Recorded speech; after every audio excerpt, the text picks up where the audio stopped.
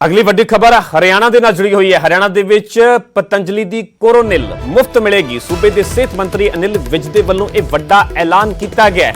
Coronil kit ਦਾ ਅੱਧਾ ਖਰਚਾ ਪਤੰਜਲੀ ਦੇਵੇਗੀ ਤੇ ਅੱਧਾ ਖਰਚਾ ਸੂਬਾ ਸਰਕਾਰ ਦੇ ਵੱਲੋਂ ਚੁੱਕਿਆ ਜਾਵੇਗਾ। ਸੋ ਹਰਿਆਣਾ ਵਾਸੀਆਂ ਦੇ ਲਈ ਇਹ ਵੱਡੀ ਖਬਰ ਹੈ, ਵੱਡਾ ਫੈਸਲਾ ਲਿਆ ਗਿਆ ਹੈ, ਵੱਡੀ ਜਾਣਕਾਰੀ ਦਿੱਤੀ ਗਈ ਹੈ। ਸੂਬੇ ਦੇ ਸਿਹਤ ਮੰਤਰੀ ਅਨਿਲ ਵਿਜ ਦੇ ਵੱਲੋਂ ਹੁਣ ਹਰਿਆਣਾ ਦੇ ਵਿੱਚ ਪਤੰਜਲੀ ਦੀ ਕੋਰੋਨਿਲ ਕਿੱਟ ਮੁਫਤ ਮਿਲੇਗੀ। ਕੋਰੋਨਿਲ ਕਿੱਟ ਦਾ ਅੱਧਾ ਖਰਚਾ ਪਤੰਜਲੀ ਵੱਲੋਂ ਚੁੱਕਿਆ ਜਾਵੇਗਾ ਤੇ ਅੱਧਾ ਖਰਚਾ ਸੂਬਾ ਸਰਕਾਰ ਆਪਣੇ ਪੱਧਰ ਤੇ ਕਰੇਗੀ। ਸੋ ਕੋਰੋਨਾ ਕਾਲ ਦੇ ਵਿੱਚ ਹਰਿਆਣਾ ਸਰਕਾਰ ਦੇ ਵੱਲੋਂ ਇਹ ਵੱਡਾ ਤੇ ਅਹਿਮ ਫੈਸਲਾ ਲਿਆ ਗਿਆ ਹੈ। ਸੂਬੇ ਦੇ ਸਿਹਤ ਮੰਤਰੀ ਅਨਿਲ ਵਿਜ ਨੇ ਇਹ ਵੱਡਾ ਐਲਾਨ ਕੀਤਾ ਹੈ। ਕੋਰੋਨਿਲ ਕਿੱਟ ਦਾ ਅੱਧਾ ਖਰਚਾ ਪਤੰਜਲੀ ਦੇਵੇਗੀ, ਅੱਧਾ ਖਰਚਾ ਸੂਬਾ ਸਰਕਾਰ ਦੇ ਵੱਲੋਂ ਚੁੱਕਿਆ ਜਾਵੇਗਾ। ਇਸੇ ਖਬਰ ਤੇ ਜ਼ਿਆਦਾ ਜਾਣਕਾਰੀ ਲਈ ਮੇਰੇ ਸਹਿਯੋਗੀ ਅੰਕਿਤ ਦੁਦਾਨੀ ਜੁੜੇ ਹੋਏ ਨੇ। ਅੰਕਿਤ, ਹਰਿਆਣਾ ਸਰਕਾਰ ਦਾ ਸੂਬੇ ਦੇ ਸਿਹਤ ਮੰਤਰੀ ਦਾ ਵੱਡਾ ਐਲਾਨ, ਹੁਣ ਮੁਫਤ ਦੇ ਵਿੱਚ ਪਤੰਜਲੀ ਦੀ ਕੋਰੋਨਿਲ मिलेगी। ਕੀ ਹੈ ਪੂਰੀ ਜਾਣਕਾਰੀ, ਵਿਸਤਾਰ ਦੇ ਨਾਲ ਜਾਨਣਾ ਚਾਹਾਂਗੇ। बिल्कुल बिल्कुल तेजा, जिस तरह से लगातार कोरोना के मामले बढ़े हैं और कोरोना के मामलों में जिस तरह से पहले सरकार ने निर्णय लिया कि एक किट बनाई थी सरकार ने जिसमें कुछ दवाइयां थी, ऑक्सीमीटर था और चीजें डाल करके, और जो कोरोना के होम आइसोलेशन के मरीज थे उनके घर भिजवाई गई थी। उसी तरह से अब सरकार ने निर्णय लिया है कि 1 लाख कोरोनिल की किट मंगवाएंगे।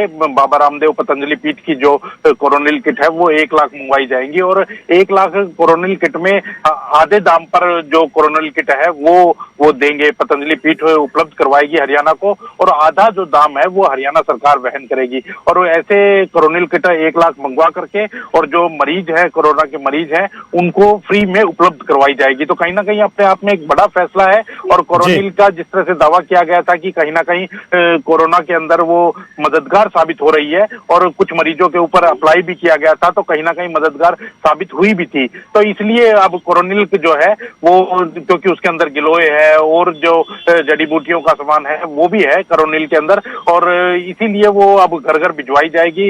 जो कोरोना के मरीज है उनके घर घर जाकर के दी जाएगी। तो कहीं ना कहीं सरकार का एक बड़ा फैसला है कोरोना के मरीजों के लिए। जी ਅੰਕਿਤ, ਜੇਕਰ ਇਸ ਤੋਂ ਪਹਿਲਾਂ ਦੀ ਗੱਲ ਕੀਤੀ ਜਾਵੇ ਤਾਂ ਪਹਿਲਾਂ ਵੀ ਅਜਿਹੀ ਕੋਈ ਕਿੱਟ ਜਿਸ ਦੇ ਵਿੱਚ ਪੂਰਾ ਸਾਜੋ ਸਮਾਨ ਹੁੰਦਾ ਹੈ, ਪਹਿਲਾਂ ਵੀ ਕੋਈ ਕਿੱਟ ਸਰਕਾਰ ਦੇ ਵੱਲੋਂ ਦਿੱਤੀ ਜਾ ਰਹੀ ਸੀ ਜਾਂ ਹੁਣ ਇਹ ਪਤੰਜਲੀ ਦੀ ਕੋਰੋਨਿਲ ਨੂੰ ਲੈ ਕੇ ਇਹ ਵੱਡਾ ਫੈਸਲਾ ਲਿਆ ਗਿਆ?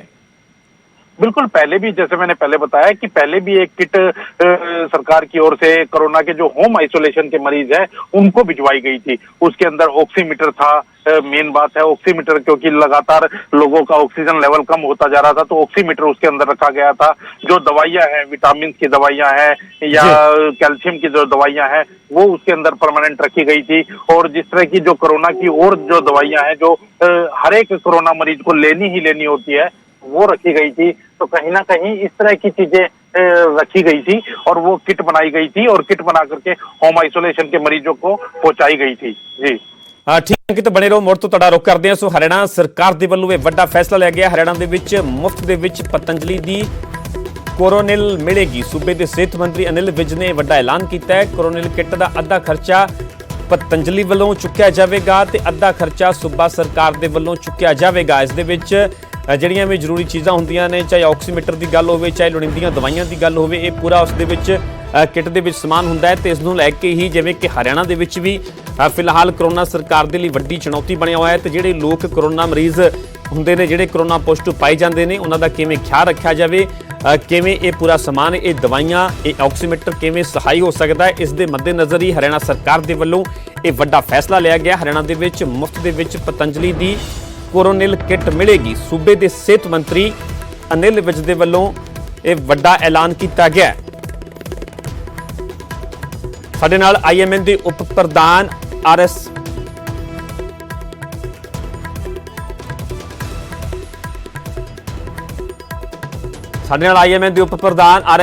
ਬੇਦੀ ਜੁੜੇ ਹੋਏ ਨੇ। ਬੇਦੀ ਸਾਹਿਬ, ਤੁਹਾਡਾ ਸਵਾਗਤ ਹੈ ਨਿਊਜ਼ 18 ਪੰਜਾਬ ਹਰਿਆਣਾ ਹਿਮਾਚਲ ਤੇ।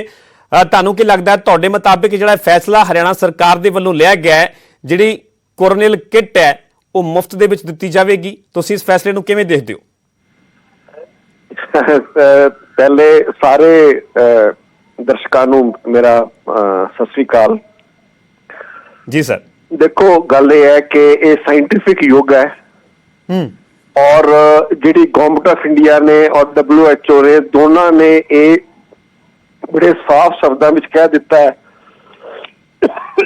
कि कोरोनरी रीडी मैं दोबारा कर ली। हेलो हेलो जी जी दोबारा कर लिए। हाँ जी डॉक्टर ਸਾਹਿਬ ਜਿਵੇਂ ਕਿ ਤੁਹਾਨੂੰ ਪਤਾ ਹੀ ਹੈ ਪੂਰਾ ਵਿਵਾਦ ਹੈ ਕਿ ਰਾਮਦੇਵ ਦੇ ਵੱਲੋਂ ਐਲੋਪੈਥੀ ਨੂੰ ਬਕਵਾਸ ਕਿਹਾ ਗਿਆ ਸੀ, ਇੱਥੋਂ ਤੱਕ ਕਿਹਾ ਗਿਆ ਸੀ, ਜਿਸ ਤੋਂ ਬਾਅਦ 'ਚ ਬੜੀ ਕੰਟਰੋਵਰਸੀ ਵੀ ਹੁੰਦੀ ਹੈ ਤੇ ਹੁਣ ਇਸ ਦੇ ਵਿਚਾਲੇ ਹਰਿਆਣਾ ਸਰਕਾਰ ਦੇ ਵੱਲੋਂ ਫੈਸਲਾ ਲਿਆ ਜਾਂਦਾ ਹੈ। या बहुत ही ये ना बहुत ही हाँ जी ਹਾਂਜੀ ਹਾਂਜੀ ਸਰ, ਮੈਂ ਤੁਹਾਡੀ ਆਵਾਜ਼ ਸੁਣ ਰਿਹਾ, ਆਪਣੀ ਗੱਲ ਜਾਰੀ ਰੱਖੋ। हाँ ये बहुत ही अफसोसजनक गल है।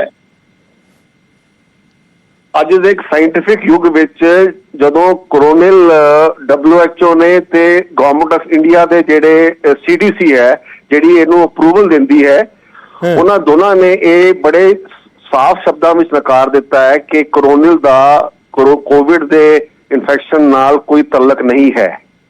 ਅਨਫੋਰਚੂਨੇਟਲੀ ਇਹ ਅਸੀਂ ਲੋਕਾਂ ਨੂੰ ਗੁੰਮਰਾਹ ਕਰ ਰਹੇ ਹਾਂ ਔਰ ਇਹਦਾ ਸਭ ਤੋਂ ਵੱਡਾ ਜਿਹੜਾ ਡਾਕਟਰਸ ਇਹਦਾ ਨੁਕਸਾਨ ਦੇਖ ਪਾ ਰਹੇ हैं ਉਹ ਇਹ ਹੈ ਕਿ ਲੋਕੀ ਇਹ ਸਮਝਦੇ ਆ ਕਿ ਮੈਂ ਕੋਵਿਡ ਦੀ ਕੋਈ ਦਵਾਈ ਲੈ ਰਹੇ ਹੈ ਤੇ ਜੇ ਉਹਨਾਂ ਨੂੰ ਖਾਂਸੀ ਜ਼ੁਕਾਮ ਬੁਖਾਰ ਹੈਗੇ ਤੇ ਉਹ ਘਰ ਬੈਠੇ ਰਹਿੰਦੇ ਨੇ ਔਰ ਉਹ ਲੇਟ ਪਹੁੰਚ ਰਹੇ ਨੇ ਡਾਕਟਰਾਂ ਕੋਲ ਜਿਹੜੇ ਸਹੀ ਇਲਾਜ ਕਰਨ ਦੇ ਵਿੱਚ ਮਾਹਿਰ ਨੇ।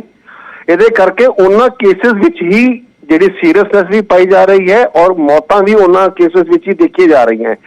ਸੋ ਇਹ ਜਿਹੜੀ ਹੈਗੀ ਹੈ ਇਸ ਨੂੰ ਅਸੀਂ ਬੜੇ ਗਲਤ ਤਰੀਕੇ ਨਾਲ ਇੰਡੀਅਨਨੈਸ ਨਾਲ ਜੋੜ ਰਹੇ ਹੈ, ਨੈਸ਼ਨਲਿਜ਼ਮ ਨਾਲ ਜੋੜ ਰਹੇ ਹੈ। ਇਹਦਾ ਨੈਸ਼ਨਲਿਜ਼ਮ ਨਾਲ ਕੋਈ ਤਾਲੁਕ ਨਹੀਂ ਹੈ।